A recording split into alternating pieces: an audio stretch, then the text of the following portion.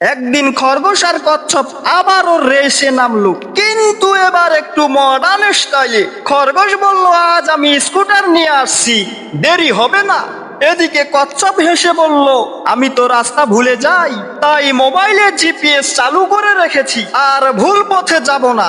এবার রেফারি বাঁশি বাজালো, রেস শুরু হয়ে গেল। খরগোশ স্কুটারে চড়ে এত জোরে গেল যে নিজেকে কন্ট্রোল করতে না পেরে একটি গর্তের মধ্যে পড়ে গেল। কয়েকটা ঘুরানি খেয়ে স্কুটার খুলে গেল।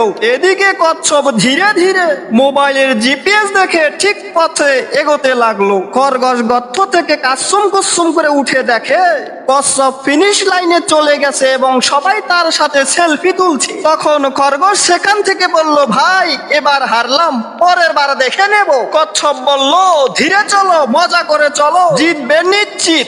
সবাই খরগোশের কাদামাখা শরীর দেখে হেসে উঠলো। কচ্ছপ হেসে উঠলো।